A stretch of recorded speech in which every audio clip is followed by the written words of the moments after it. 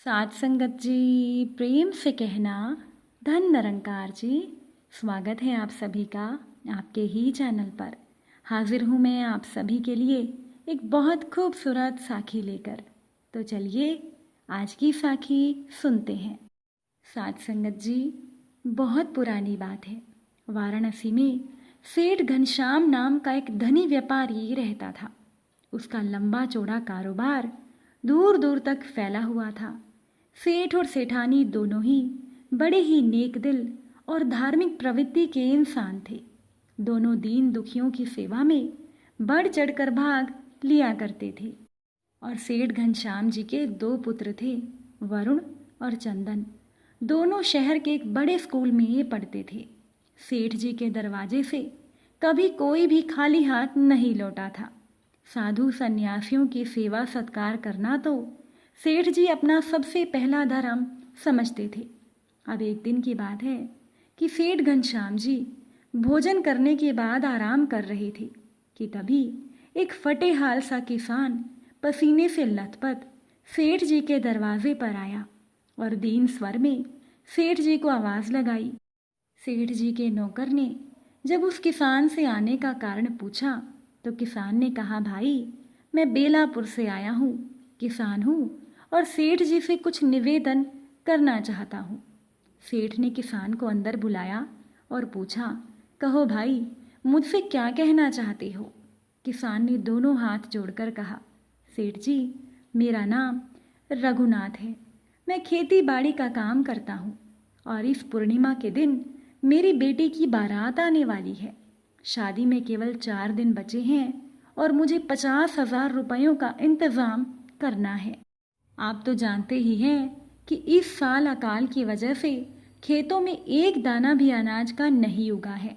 ऐसे में तो खाने के भी लाले पड़ रहे हैं। अब मैं गरीब किसान कहाँ से लाऊं इतना सारा रुपया। आपसे मेरी प्रार्थना है, आपसे मेरी गुजारिश है कि आप मेरे खेतों को गिरवी रखकर मुझे 50,000 रुपये दे दीजिए।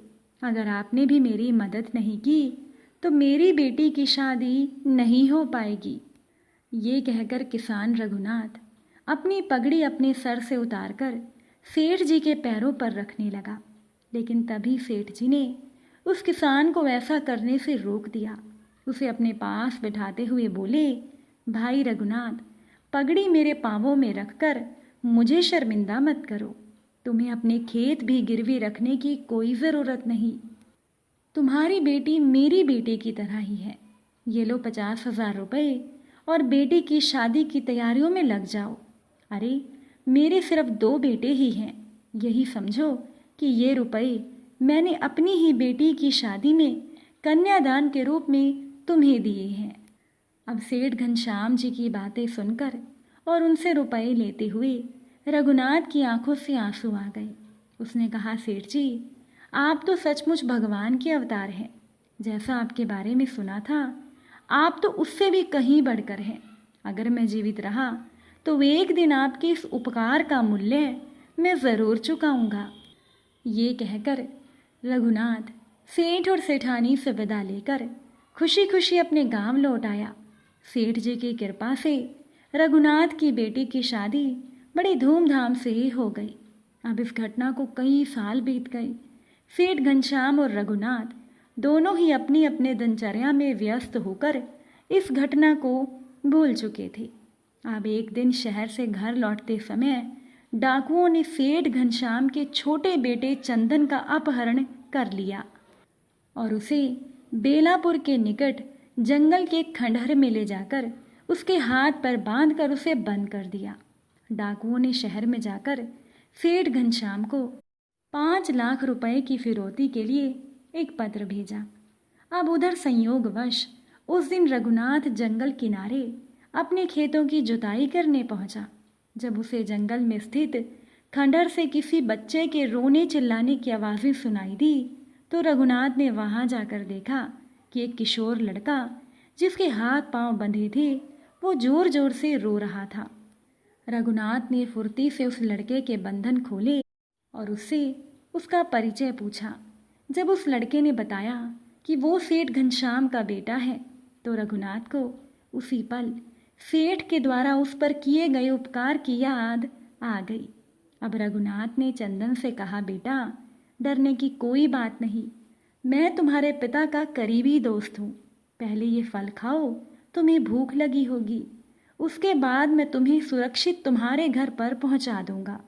अब रघुनाथ चंदन को लेकर समीप के थाने में पहुंचा और वहां जाकर सारी बात उन लोगों को बता दी। पुलिस वालों ने रघुनाथ की सूझबूझ की प्रशंसा की और चंदन को सुरक्षित उसके घर भेज दिया। उसके बाद खंडहर में पुलिस तैनात करके वहां पहुंचने पर अपहरण करने वाले डाकुओं को भी पुलिस ने पकड़ लिया। चंदन को घर सुरक्षित लौटा देख सेठ और सेठानी रघुनाथ के प्रति कृतज्ञता के भाव से भर उठे।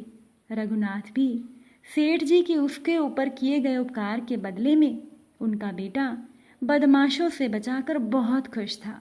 रघुनाथ मन ही मन सोच रहा था कि ये ईश्वर, ये दातार कितना महान है। जो लोग ईश्वर पर भरोसा करते हैं और हमेशा धर्म के मार्ग पर चलते हैं, ये ईश्वर ऐसे लोगों की रक्षा अवश्य करते हैं।